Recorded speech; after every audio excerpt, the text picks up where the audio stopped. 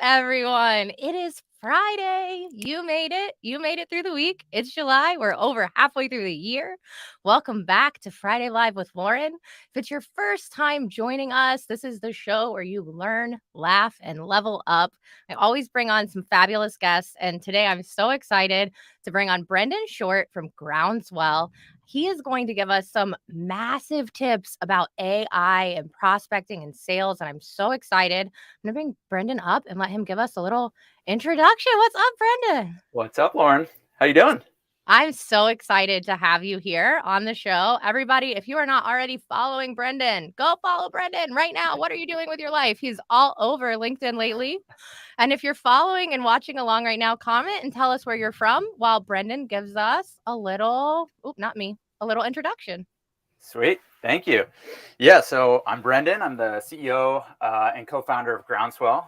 We'll talk about that, I'm sure, at some point. But I've been in B2B SaaS for about a decade. So I started as an SDR before it was called an SDR, and built out sales teams. This is my second company, SaaS company, that I've started. And yeah, it's interesting times in the world right now. I think there's a very interesting convergence of a few different things at play. The macro environment that we're all kind of nervous about, AI, which we're excited and maybe nervous about.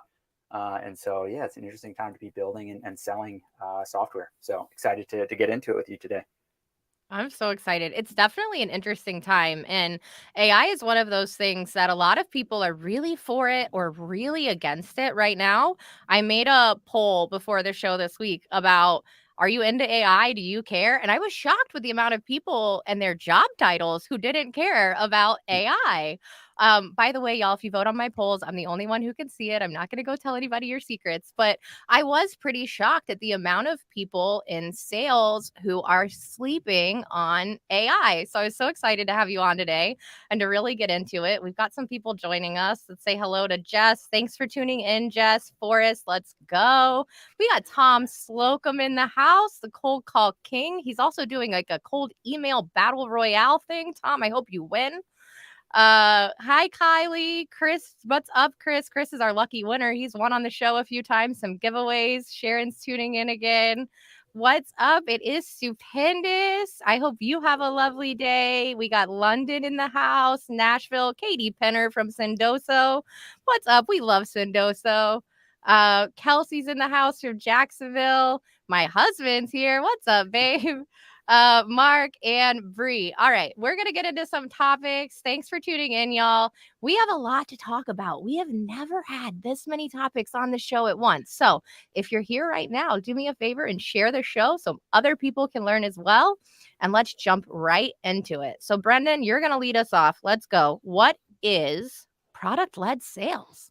Yeah, so product-led sales in its simplest form is effectively when a company has a product-led growth motion, which we'll talk about in a second, and then a sales motion, so a top-down sales motion. So product-led growth is basically just when a company goes to market, the main way that they go to market is via their product. So I was at Zoom prior to starting Groundswell. Zoom is a good example of a PLG company where you can just sign up and start using Zoom for free. You don't have to talk to a salesperson, and you can even, swipe your credit card if you want and get more functionality with it. Over time. And then sales teams also exist at many PLG companies like Zoom. There is 1,600 AEs and 100 BDRs at Zoom. And so these can both coexist. What's difficult in that world is basically trying to understand, what data to look at, who's signing up, what they're doing in the product, and use that as an intent signal to figure out who you should target as a sales rep at a PLG company. So that's what product-led sales is. So that's what product-led sales is. Would you say that typically most companies are product-led sales from the beginning, or is this something that some companies are like switching over to? Yeah, it's a great question. So I would say that there's a few reasons why PLG has become more interesting. I think that number one, it's easier to build product than ever before and cheaper. And number two is I think the way that buyers buy is just changing. People want to try a product before they buy a product, right? You see this in consumer buying behavior. You can return a mattress within 100 days or whatever. Like any company, even high dollar items now, you can effectively try them before you buy them. And software is no different. People want to try the software before they actually buy it and figure out if it's actually a good fit for them. So most companies, I would say, that are starting today are generally starting as a PL or have a PLG motion. I would say, though, there are a lot of companies that have started in the past, say, 10 years that either started as a PLG product and has kind of grown as within their PLG motion, or there's a lot of companies that have started as a sales-led motion, and both of these camps are trying to add the other, right? So PLG companies are trying to layer in sales, and sales-led companies are trying to launch PLG products. So I think that in 5 years, 90% of companies will have both a PLG motion and a sales-led motion. And so I'm very bullish on kind of the product-led sales motion being kind of the future go-to market motion. I think it's going to be a combination of both of those. And product-led sales, in my opinion, that's how I prefer to learn about a product, right? I don't wanna go sit on your demo to have you teach me stuff, like, I just wanna give it to me and let me see. Let me see. If it's intuitive and I can figure it out, I'll probably sit down with you and you can upsell me on something else. But I don't wanna talk to you to realize I just wasted 30 minutes on something I don't want anyway. I think that's the right way to look at it. I always try to. I don't always do a good job of it, but I try to think about the buyer and like what is the best experience for the buyer, so not the seller or the product builder. And yeah, as a buyer, I agree. I think it's better to be able to try the product. But then I do sometimes want to be educated by a good salesperson. I want to be, have kind of a consultative approach to say, here's my current stack. Here's what I'm looking to solve. Does your product actually solve this? And the good salespeople are consultative. They actually will give you, it's almost like a customer success rep, really, or an account manager, or I call this like a Sherpa. And so I like to have that optionality to be, I want to self-serve my way into the product and use it. And maybe I don't talk to a salesperson, but I do want to talk to a salesperson sometimes. So I think Eventually, yeah. that's you want to give those, give people optionality. No, I love that. I Yeah. like I said, I want to explore it on my own in the beginning, but if I need help, I need help. And not being able to access help at all is also an issue. So there's Yep. got to be some type of mix. But I love that. And if you don't know what product led sales is, you can tell your boss that this hour was worth something and you learned something new today. Thank you, Brendan. All right. Let's move into some AI topics. I know we're all excited about AI. How is AI going to change prospecting? One, like, how is it already in the little bit of Mhm. time it's been out? But, like, where do you think it's really going? Yeah, totally. So this is, as I said, I was a sales rep. I've been a sales leader as well. My first company was also doing email personalization at scale. So I've kind of been in this space. That was 5 years ago or something. I've been in this space and kind of thinking about these problems a good amount at this point. And I'd say that this is the first time in my career that I think kind of this AI wave is the real thing. Like I'm in the camp of AI being kind of the biggest, generative AI specifically being the biggest technology shift, like since the internet itself. And so I think that in the context of prospecting, if you think about the job of an SDR at least, and maybe even demand gen, you could kind of say that that's also like somebody that's prospecting. Ultimately, like their job is, as I see it, they're effectively looking at all the potential signals of which companies to reach out to. They're reasoning through those signals to understand, what companies and what people to reach out to within all of that. Different databases, data sources, your CRM, et cetera, previous conversations, whatever. And then you're using that context to write an outreach message to decide if you're going to email somebody or what you're going to say to that person, who's going to send that email, what sales rep is going to send that, or is it going to come from marketing, things like this. And so those two problems, sorting through data and then writing an email, are very well suited for LLMs, large language models, which is kind of this big shift in technology over the last really 12 months. And so the way that I see AI changing prospecting is actually quite dramatic. I'm not in the camp of like AI is going to replace SDRs. I definitely don't think AI anytime soon is going to replace like an enterprise sales motion. It's just not well suited to run a 9-month sales process, right? But I do think that it's a tool that will help enable the best reps. In the same way, if you look back at the last, 8 years or so for sales engagement, that category has popped up and it's made the best reps better and it's made okay reps a little bit better as well, right? But there are also cases where it makes a not so good rep. It just takes that and 10x's it. And so I think you have to be careful in the prospecting world of how you're using AI. But I do think that the best reps that use AI will replace reps that are not using AI over the next, I don't know, 5 years or so. I'd say the last thing that I'd mention here is I see a lot of things like in prospecting on LinkedIn, and I think we're very early. I think the use cases, all of the use cases have not emerged yet. I see a lot of use cases around like, summarizing a demo call, which is cool. It summarizes, next steps, action items, recaps the meeting or whatever. It's great. Same with like a prospecting email. It's like, hey, I'm trying to send this email. How do you make it shorter? How do you make it, include a call to action or grammatically correct? Like there's all these kind of ways that you can optimize an email. Again, I think these are good use cases, but what I'm most excited about, kind of the great use cases, are more around how do you select the right people and contacts, and then how do you tie in an email, how do you tie the value prop to the reason in which you selected that company or that person? And so I'm still yet to see a ton of use cases around that. That's like what, in part, what we're trying to build at Groundswell. But I think that that is actually the most exciting and the highest leverage and impact thing that we're going to see AI do in the prospecting world. I also think that it's going to enable like account executives. It's going to enable full sales cycle reps to be able to, they're supposed to be prospecting whatever 10 people a day or for 30 minutes a day. Like I know, like I've been there. Some days it happens, most days it doesn't. So there's going to be these kind of AI co-pilots that are doing this job of prospecting. They're just showing you some leads that you should care about today. And there's these autonomous agents that are just kind of scanning the web, scanning your CRM, scanning other data sources and saying, hey, we found some interesting people that you might want to reach out to. And by the way, here's a first draft of an email.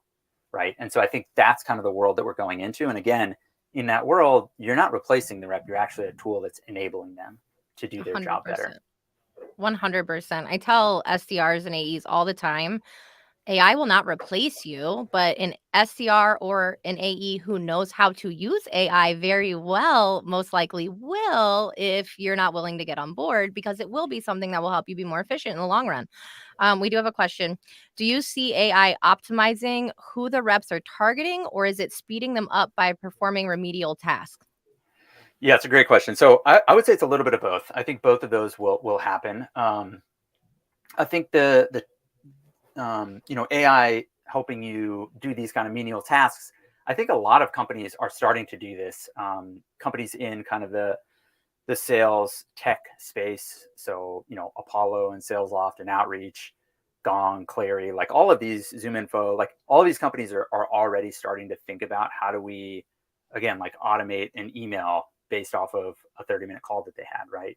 Or give you talk tracks live in a call, or logging activities in Salesforce, right? There's going to be a lot of this sort of thing that AI is going to get really good at, which is awesome because I'm still selling as a founder, and it's very annoying to do all these menial tasks all day long, and sometimes I don't, and then that means that slips through the cracks. So hopefully these things are going to help do those things in the background. And then I do think that there is kind of, maybe those are going to save you whatever 20% or something. I do think that there's this opportunity to kind of be a real, like literally a 10x lever. And that's the thing that I think, we're not going to see in the next year or two, but I think in 5 years, we're going to see some technology or probably several players in the space that are able to actually 10x the output, literally 10x the output of a rep. And I think that's not just going to be about like logging an activity to Salesforce, right? Like it's going to be something that is choosing the highest propensity to buy leads, which I know we're going to talk about. Like it's going to be choosing which people and companies to go after. It's going to be determining, what is the message to send? What is the right channel to send that message on, right? Like AI is going to know if somebody replies at a certain time of day. It's going to know if they reply to a text versus an email versus a call versus a LinkedIn message.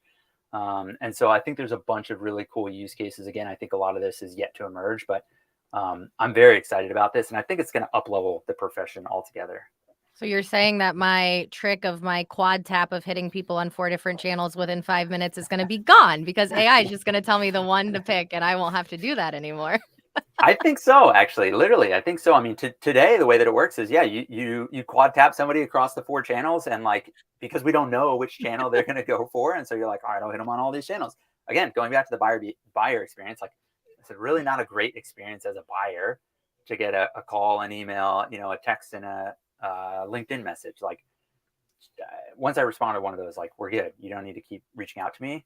And so, yeah, I think that's the way that the world is going to go. I think it's going to I, become much more efficient. I It's think good so for too. sellers too. I'm really excited for it. Like you said, like Yeah. I know you founded this company, but I'm an entrepreneur. I went on my own this year and it's very minuscule compared to what you're doing, but there's so many hats and I'm literally so excited for AI to just start automating more of my stuff throughout the day. So like you said, things don't fall through the cracks. Yep. And I do prospecting too. So getting a list of like these are the companies that might actually work with you would be so nice. All right, Yes. we had a few more people join. What's up, Liz? Liz is my South Florida friend. She's down here with me. Patricia, thanks for joining. I know this is Rick. Rick, I'm sorry if the video is dropping. Just click refresh. Sometimes that happens on LinkedIn. Paul popped in. What's up, Paul? Michelle is here. Bree loved when you called it a Sherpa. She said she loves that. Paul says that he never liked talking to salespeople until he became an entrepreneur, that it allowed him to learn and be on the other side of the conversation that helped me improve personally. That's a good point, Paul. It is, if you put yourself in the other person's shoes, it's much easier to understand. Hi, Bree. Oh, we have just some conversations going on in the chat. Good to see all of you. Thank you for tuning in. Hunter's here. Hunter, he says he hasn't seen me in a while, but that's not my fault. He says it's his. Hello to Cheryl. Paul says, Brendan, I'm curious. There's already been a lot of talk of AI affecting originality in terms of content creation. I'm curious, why do you think many of these AI avatar videos have chosen to replace their voice with AI? Curious, why do you think many of these AI avatar videos have chosen to replace their voice with AI? I don't think I understand that question. Paul, can you rephrase and ask again? I'm sorry, we don't understand. He says that seems like a sweet spot. Yes. Peekaboo from Maryland. Peekaboo, Daniel Hall. Welcome to the show. All right, guys, we have a bunch of topics. We're going to keep it moving. Next one, how to use AI to generate a qualified pipeline. If you guys are in sales, having a qualified keyword, qualified pipeline is very important. So, Brendan, how are we going to use AI to generate qualified pipeline? Yeah, so again, we were just talking about efficiency a little bit. I think this is another use case where we're going to see more efficiency. So instead of, sending 4 messages across 4 different channels in hopes that they respond to one of them, you're going to, in the future, know which is the best channel to send them that message, and just send it to them on that one place. I think it's the same thing here, right? Like today, the way that this works is I send 100 emails in hopes to get, I don't know, 5 replies, and 2 of those are positive, and one of those becomes, qualified pipeline. Like I'm actually having a sales conversation with them after the intro call, right? So that 1% ends up getting in to my pipeline that's qualified out of 100. That means 99% of people that I reached out to were not a good fit for my business theoretically. And so I think that what's going to happen is, what I hope to happen, and what we're trying to build at Groundswell and many others are trying to build is, using AI to actually direct you to the people that are in market for your product today, right? So there's some stat that says like there's 2% of your market is in market for your product at any one given point in time. And so how do we get to as close to 100% of that 2% as possible? So we're not just doing this spray and pray approach of just, let's just cover our entire, ideal customer profile every 90 days. And we'll just kind of rotate through and just sequence a bunch of people and hope for the best, and sequence a That's bunch of people and hope for miserable. the best. Yeah. Again, it's not good for a salesperson. It's not fun to be hung up on, or, get angry replies back or get no replies back. It's also not good as a buyer. And so I look at this as, again, it's going to take many years, but I look at this as a way that the seller and the buyer are more efficiently meeting each other. So I think that companies that are adopting, building AI tooling internally or buying solutions that use AI, are going to be able to, instead of emailing 100 people and getting one person in their pipeline, they're going to email 50 people and get 2 people in their pipeline, right? And then in year 2, it's going to 25 people to get 4 people in the pipeline, right? And it's just going to continue. And so eventually, you'll have 6 people that are like, hey, these people are the ones that you should reach out to today. And hopefully all 6 of those people want to at least have a sales conversation with you. And so I think that this is like the natural way that the technology is going to evolve, and it's kind of the highest order problem that that go-to-market teams should be thinking about using it. I feel like there's probably some people with managers who are like, "You didn't hit your KPIs." Who are like, "I just need the next 5 years to come faster." Exactly. Yeah. Because it's Yeah. gonna eliminate a lot of this, you have to make 100 dials a day and you need this auto dialer for all these calls. Like, it's gonna eliminate a lot of these things if when it actually works and works well. So, I'm excited. Yeah. Yeah. By the Alright. way, on that note, just real quick, I wanted to mention, like, I think that I say, like, AI is the biggest thing that's happened since the internet itself. It's the biggest technology shift. And I totally agree. Like, an SDR or an AE that uses AI is going to replace an SDR or an AE that doesn't use AI. I also see, and I think it's fair, like there's kind of fear mongering around that. Like, oh, I'm kind of shilling my book, like come use Groundswell or else you're going to be antiquated. I don't think it's actually that extreme. I do think though, like this is an area where a sales rep, a non-technical person can actually take advantage of this technology shift. And that's not always the case. And so I think it is actually, I would encourage people, like, in light of this show being about learning, like the best way to learn, in my opinion, is just to kind of get your hands dirty, right? Like you can just play with Chat GPT if you haven't already. That's like level one. You can play with some of the plugins. You can play with even like Midjourney or Dolly. You can start to understand, how do I create an image? It doesn't have to have anything to do with your job, but just like kind of understanding this unlock of like this concept of prompt engineering, right? Like putting in a prompt and then having the AI interpret that prompt and then tweaking that prompt and understanding, okay, what did that tweak do? And I think that this is like, we're very, very early. Again, this is like a multi-year thing. And so especially, I was going to say, if you're early in your career, actually, I don't think it really matters if you're early or late in your career. I would say anyone, if you're curious about this, like just start playing with some of these tools, start playing with it in the tools that you're already using, right? Like Notion, I saw the other day, has, an AI thing. It's like, click this for, an AI generated Yep. sentence or something. Click that button when you start seeing it in the products that you're already using. And just play around with this stuff. Because I think experimenting, tinkering with it is the best way to understand how these tools work.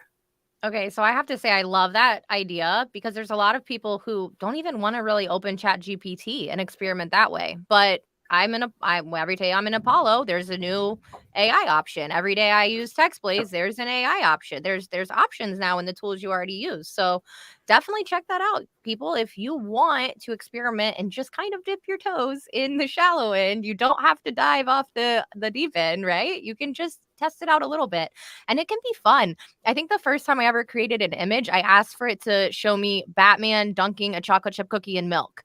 Like, it was just something random in my head that I was like, "Let me see if it could do this it was actually a pretty cool image, but Yep. it was Yep. just like this random thing. So, when you're playing around with it, like, don't think like, "Oh, I have to do this for my job right away." You can just learn it for you as a person the first time.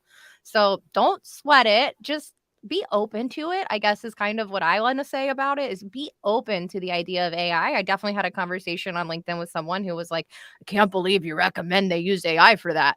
And it's like, well, they're like, "I will teach anybody who DMs." I'm like, "I'm really glad that you have time to teach anybody who DMs you, but I'm going to tell you to go check it out on ChatGPT and teach you the prompt, and then we're done."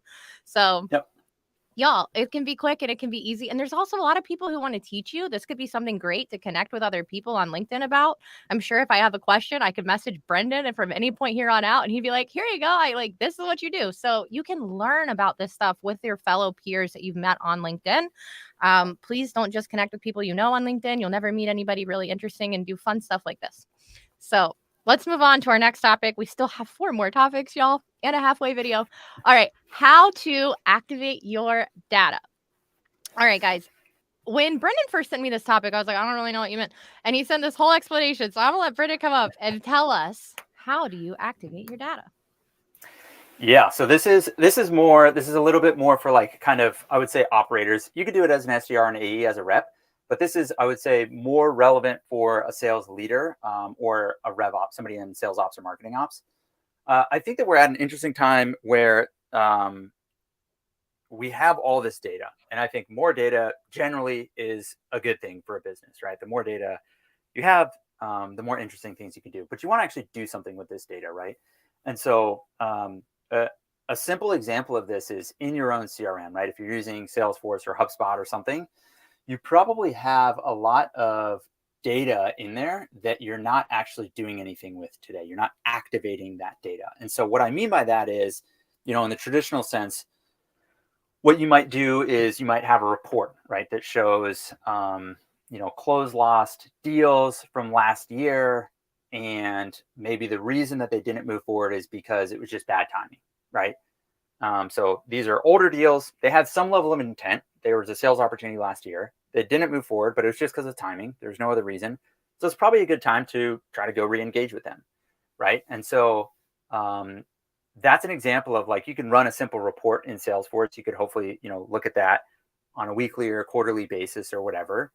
But you want to think about, like, what data do I have access to in my business today, and how can I actually go activate that data? And ultimately, like, you want to take that data and turn it into sales conversations and revenue for the business. And so I think that it's a worthwhile exercise for people to do. And again, this you don't have to buy any more data. You don't have to go buy data from a third party. It's data that you already have. It's just about activating that data. I call these micro plays. And so, it might be closed lost deals from a year ago. It might be deals that are stagnant. You haven't talked to them in a month, but they had progressed to a certain stage in the funnel. It might be inbound leads over the last 6 months that never converted, right? You should go reach back out to those leads, and then maybe also a few of their peers, right? It might be people that are in your product, using your product, but they haven't actually gone into the paid plan, right? And so there's a bunch of different little micro plays that you can line up that, there may only be a handful of these each month, but you want to set up a system that's constantly kind of scouring through your systems and then activating and kind of resurrecting certain deals or leads into your pipeline. So again, I think this is like a free way to go get more revenue. You don't have to go buy any more data. You can just activate the existing data that's sitting in your different systems. So it's worth a strategic conversation, I think, internally, if you're not doing this. So I know you said that you could do this every month, every quarter. How often Mhm. do you personally do this? So right now, we do it on a different cadence depending um, on the source. So we don't have yet like a crazy high volume of deals. Hopefully one day we have, hundreds of sales reps and we have a high volume of deals. I think in that case, like, you might want to do this on a monthly basis or even a weekly basis. For us, it's like I can go back every few months and just run a report in Salesforce and say, okay, what were the deals that I was working, this quarter last year?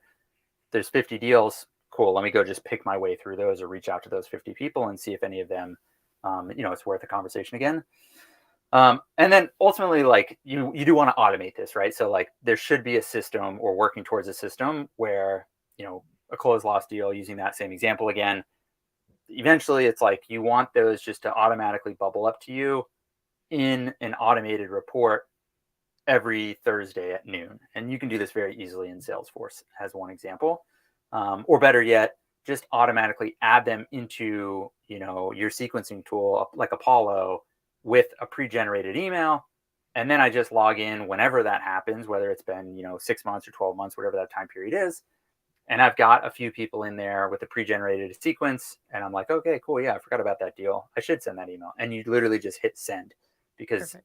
there was an AI generated email. So I think you want to think about, like, doing it as an ad hoc thing and then operationalize it over time as you find success with them.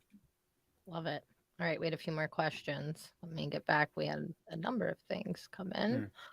Okay, Michelle, thanks for liking salespeople. The combination of AI with virtual reality could really revolutionize sales enablement. Liz is in sales enablement. She came on and did an episode about sales enablement. Liz, it's gonna be incredible. Virginia, I don't know if you caught the beginning of the show. We do not think that SDRs and AEs will be replaced by AI. We think that AI will help them improve and perform better and help people who are not so technical be maybe a little bit more technical and things like that.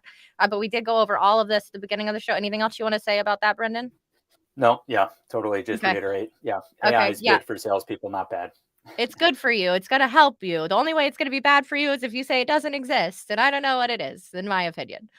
Um, Yes, interesting. I love asking ChatGPT to rewrite content with sarcasm. It makes you can use ChatGPT purely for humor, y'all. All right, Michael's in sales. He says, "That's great. I think it will also help us better understand the process of and how we can better influence product cycle." Yes. Virginia Midjourney creations are amazing. As a young entrepreneur, AI can be a great tool for winning some small yet crucial tenders and interest. Yes, literally. Yes, I feel you. I won a crucial one last week. Snaps for that. All right, y'all. We have a short little video from our sponsor for the week, and then we will be back with the rest of the topics. See you in about, I don't know, 57 seconds.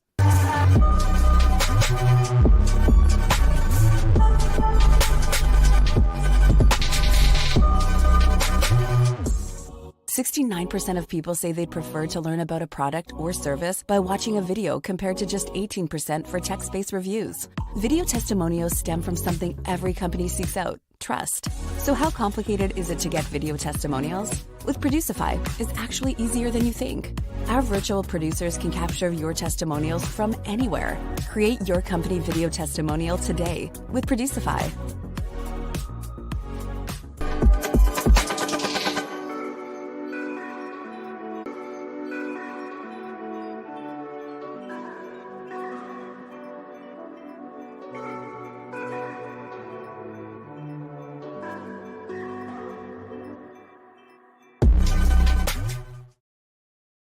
What's up, y'all? The thunder is so loud where I'm at. The whole building just I'm gonna bring Brendan back on in a minute. If the video is skipping, it's probably my internet. I'm not gonna complain about StreamYard or LinkedIn today, but y'all just know if anything's going on with the video or the internet, the weather is absolutely insane where I'm at. So I'm gonna bring Brendan back on. If you are just now tuning in, we have just gotten through the halfway mark. We have 3 more good topics to go over today.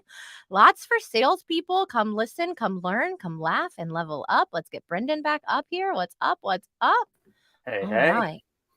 Hey, hey, hey. Okay, so 3 more topics, and then everybody knows we'll do our fun Friday fact. Before we jump into it, I got to say thanks really quick to our sponsor, Producify. You all just saw the little video from Producify. Go to producify.video if you need some help with your video marketing. They're going to be doing some videos for me, and I'm going to have Joey on the show next week for my special birthday episode where we're going to have fun giveaways and surprises. So you better come next week for my birthday or I disown you all. Okay. Where are we going next? Our next topic is going to be, and let me switch us around so that you end up big. How to find your highest propensity to buy leads. So I know we talked about this a little bit, but for people who are just tuning in or coming in now, tell us, how are we going to use AI to find our highest propensity to buy leads? Yeah, so this is again coming back to kind of efficiency, right? So we want to reach out to the people that have the highest propensity to buy. We don't want to reach out to people that are not currently in market for our product. I think that the thing that if I go back to kind of what sales teams have done over the last few years, which is like basically finding people within your ideal customer profile, getting data for that, loading them up into an email tool, and kind of hoping for the best when we send those emails. I think that this model is kind of breaking, right? Like it kind of works to some extent, but I think over the next few years, it's going to continue to become more and more inefficient. So the thing that I've been doing lately and talking with companies about, and these are like kind of the fastest growing companies and the smartest people that I know at least, are thinking about this from the context of, figuring out what are the signals that you should be tracking to know when you should reach out to a company or a person, right? So I call this signal-based selling. So it's effectively like you don't want to just reach out because, if you're selling to VPs of IT, you don't want to just reach out to a bunch of VPs of IT and say, hey, you can use my product. Here's why it's cool. It's cool. Like I'm just going to talk about myself in that pitch and my product. Which is no bueno. In signal-based selling, it's like I am going to select people, right? I'm going to select leads based on certain signals. And this is different for every business. And there's probably a bunch of signals for any one business. And so, when I was at Zoom prior to starting Groundswell, we sold to VPs of IT, for instance. One play that we would run would be if a VP of IT joined a company that's in our target market that was a previous Zoom customer and is not yet a Zoom customer at that new company, it's probably a good time to go reach out to that VP of IT, right? And in 18 months, it may not be a good time, but within kind of their first few months of being at that new organization, you should go reach out and have a sales conversation with them. So that's a good signal to track, is my customers moving and going to new companies. There's cool companies, software that helps you automate this, right? UserGems, Champify, Apollo, ZoomInfo, Sales Navigator. Like there's a bunch more that you should test out. So that's like one just simple example of a play or a signal that you should track that will help you identify your highest propensity to buy leads. And so I would encourage people to like just sit down with their teams and just kind of think through strategically, what are the things that we've seen buyers, successful people that bought our product, what was the thing that's happening within their business that got them to buy, right? Was there some strategic initiative? Does our product integrate with a certain technology and they just bought that technology, right? So it's a good time. A simple example in the PLG world is, somebody's signing up and using my product for free. That's probably a good intent signal. That is like, they probably will have a sales conversation, or maybe several people at the same company signed up for my product for the free version. It's probably worth having a conversation with those people that signed up, and or maybe their boss. And so you want to sit down and just map out what are, there's probably a dozen of these, give or take, that you could sit down and think about, how do we identify those signals, track those signals, whether that's, manually tracking them or using software. Probably you're going to buy software, or your existing software probably already can do it. And then the third thing is, how do you operationalize and see what actually comes of this, right? So this is probably the hardest thing, is you want to see when you run plays against these signals, running a play, meaning reaching out to them and seeing if they want to have a sales conversation. What did that lead to? Did it lead to a qualified sales conversation? Did it lead to closed won revenue? And you want to take that feedback loop into figuring out which signals you want to double down on and which signals you want to stop tracking because they're not successfully adding revenue to the pipeline. I love this. Yeah. People are gonna eventually try to use AI when they go to the bar to pick up someone. Like, it's gonna be like for dating. It's gonna be like a little AI filter I can just hold and scan the room or something. I don't know. Like, every time I'm listening to this, it's so funny to me because it's very much like what we're doing in that sense too, back when we're finding our mates. So I don't know. I think the AI world is just gonna get so interesting, and especially in this, and finding somebody who actually, like, you're not wasting your time. I think that's the other thing. Like, a lot of sellers, we go through the motions, and we spend so much of our valuable time on something that doesn't come to fruition. I think AI is really going to help us cut down on that time as well, and cut out some of the things that maybe we thought were qualified until we got to the finish line. It's like, oh, hold on, who else needed to be involved in this purchase? Yep. So I think it's going to help us out with that too in the long run. It's going to show those things as well. Absolutely. Yeah, 100%. All right, cool. So next topic. Earlier you talked about micro environments. Now we're going to talk about macro environments. So let's go into the role of automation. I know we're talking a lot about automation, guys, but automation is going to give you more time to do other things like making more money. So let's talk about the role of automation in the macro environment. Yeah. So again, I think if you think about this, you can think about this kind of from two different perspectives. So as an individual contributor, as a rep, and then you can also think about it as like an operator, ops leader, or sales leader. So we can talk about it in both of these contexts really quickly. I think from a rep's perspective, and by the way, like from a macro environment, I think it's kind of clear at this point that companies are not doing this kind of growth at all cost model. It's more about efficiency. It's more about what is our revenue and even profitability. It's less about like, let's just go raise as much money as possible, grow as fast as possible, That was raise 2 a bunch years more ago. money. Exactly. So that's exactly right. And so I think we have this interesting thing that's happening where Yeah, that was 2 years ago. We're in a different world now. And then, oh, by the way, there's this kind of AI revolution that's happening, which is tooling that helps automate a lot of things. And so we have this convergence of these two things that's happening right now. And I think it'll continue to be the case through, I mean, I don't know, through at least 2024 or something like that.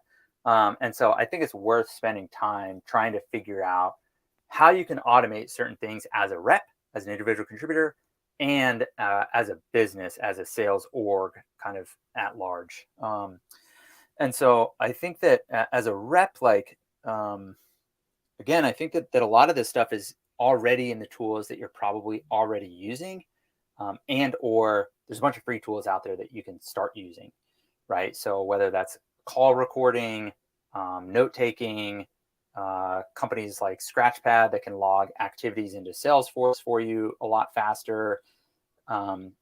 There's just a lot of tooling out there that can automate a lot of this stuff. Lavender for email drafts, and Reggie, Apollo, SalesLoft, all these companies are starting to do really cool stuff in email writing, that just saves you time. It saves you the ability to spend that time on more strategic and creative initiatives. It's not taking away your job. It's just taking like the annoying parts of your job out so that you can spend more time on the things that, AI is not suited to solve. So yeah, that's how, 100%. yeah.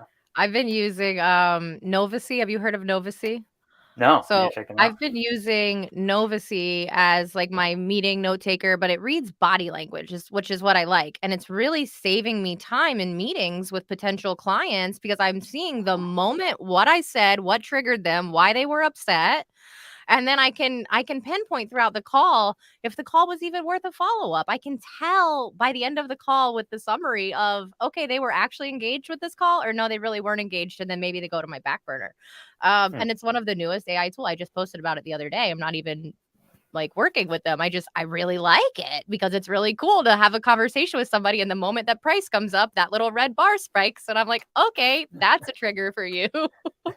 That's amazing. uh, I mean, yeah, I do that manually, right? Like I had a sales conversation last week, and I remember talking with my co-founder, debriefing it, and I said, like, when we started talking about this one thing, this one person on the call lit up, and like that's the thing that I think they were most excited about. But it was just me kind of manually.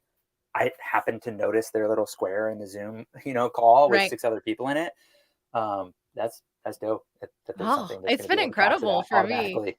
Yeah. Well, and Wow. the other thing is it'll tell me how engaged I am, which, let's Yes. be honest, like, as a solopreneur, like, I wanna take all the money that's coming at me, but let's be real, like, if I'm really not engaged and I don't like you either, it's probably not gonna work out. Yeah. So it's Totally. kind of helped me judge myself too, because I get in the Hmm. moment in the calls where I turn it on, but I really wanna partner with people who wanna partner with me, and it's gonna be an enjoyable experience, and I've partnered with people where I wanna rip my extensions out of my head for 6 weeks, and I don't Yeah. wanna do that again. But, Yeah. y'all, AI, it just and this was a free tool that I just, like, downloaded, and like you said, I started playing with, and then it was like, "Oh, hey, I wanna actually use this." Product-led growth, Love y'all. it. Exactly. Yeah, exactly. All right. Virginia said that she's gonna catch the beginning, she'll watch the replay. Elizabeth said, "What problem can be solved? What pain point can be addressed? You might have to get to know people on the team and listen to figure out those things." 100%. Building those relationships is what matters and what will take us further. All right, I can't believe it. We got to the last topic. All right, guys. This one I'm really excited for because I believe in this all day long. Why choosing companies or people is 10 times more important than writing a perfect email.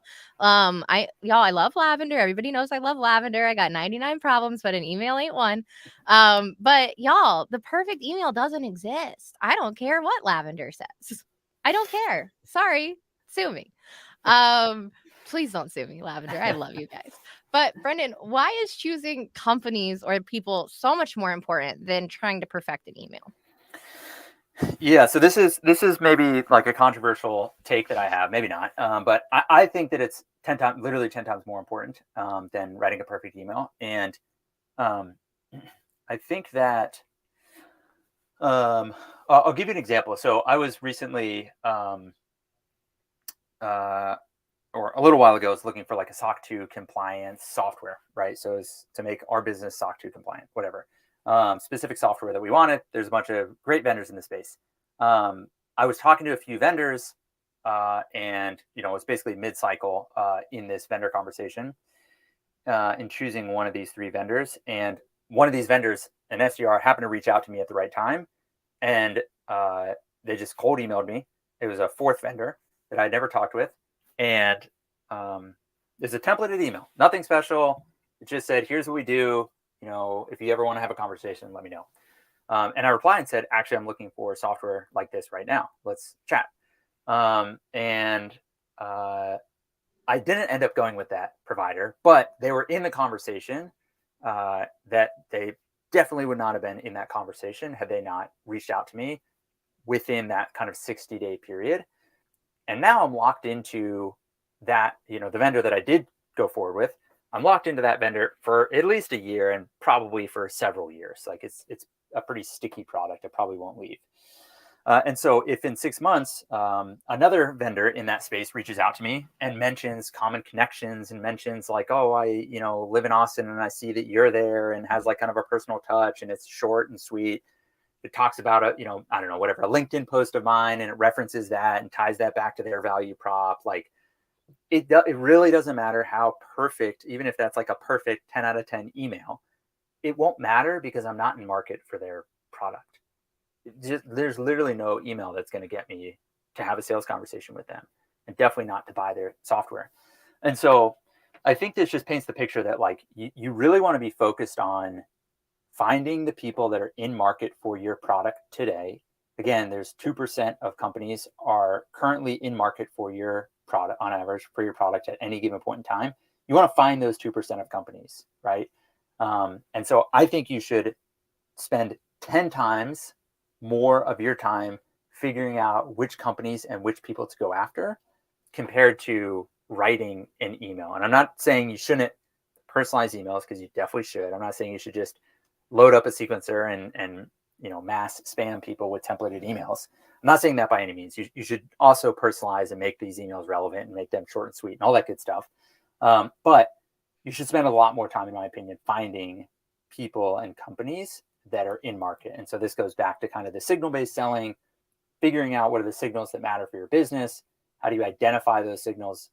Ideally, identify those at scale with technology, and make sure that you're sifting through a lot of different data to figure out who to reach out to. And then you can solve this kind of last mile problem by writing a really good email. Okay, so now I have to ask, what happens when in 5 years AI picks the 6 people we reach out to, and AI writes our 6 emails, and we have 4 hours left in our day? Yeah, it's a good question. So I think that'll be a magical world. I think that's going to be like awesome. I do think that at that point, well, there's a few things. So number one, I think that it can pick people, it can write an email. It's a lot harder to then like multi-thread. It's a lot harder to figure out like, okay, how do I actually understand and get information from people, especially in a PLG world. Like there's users of the product. I want to understand, why are they using it? How are they using it? What team members are they talking with about the product? What are the strategic initiatives? Like there's a lot of kind of hand-to-hand combat or human element in there to get this information, package that up, and then put it into a sales conversation. I don't know entirely what we're going to spend our time on in 5 years if AI delivers on that promise.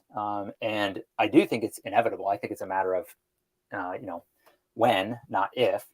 But it's the same question that people were asking when the printing press came out, and they're like, oh, my job is to write books. And then the printing press came out and they're like, what am I going to do with all, that was my job. Like people figured it out. We're very 100%. creative beings, and 100%. we'll figure something out. And the other exciting thing is, at each of these kind of technology shifts, like the work gets more interesting, more exciting, more creative. It's going to be like whatever that next job is that we don't even know, like it's going to be a more interesting and creative job. 15 years ago, we never would have thought there's like a social media marketing. And now look at us. Media Community managers, all this exactly. stuff. Yeah, exactly. So people are like, I thought that was in property housing. What are you talking about? You're a community manager. Yeah, yeah, exactly. And so I don't know what that new role or jobs to be done will be, but it'll be something. I don't think we're just going to twiddle our thumbs, and I don't think in 5 years we're all going to get, We're not universal gonna all basic be on the income. beach we won't be on the beach in Tahiti. We'll still be Yeah, working. yeah, All right, yeah, Brendan, we exactly. have a few more minutes. Tell us about Groundswell. Yeah, so we are thinking a lot about this space. So yeah, we're helping companies integrate AI into their prospecting efforts. So we have a couple of different products. We have one for sales reps, which is effectively like a sales bot. So we're starting to work on this problem of how do we just find the best leads for you, bubble those leads up to you in a daily digest in Slack, and then you can, from within that Slack bot, click and it'll generate a first draft of an email using AI in real time. So again, this is like tooling for a sales rep to be able to spend less time sifting through data and more time doing creative work in their role. And then we have a second product. Actually, we have the second product is launching next week, which is more for yeah. So we'll post about it. So give us some love if anyone out there sees it. But this is more for, I would say, VPs of marketing or VPs of sales, VPs of sales development. So it's going to help you generate more pipeline. You can think of it almost as like demand gen, but using a lot of these signals to do better marketing emails or sales outreach, however you want to look at it, and do that at scale.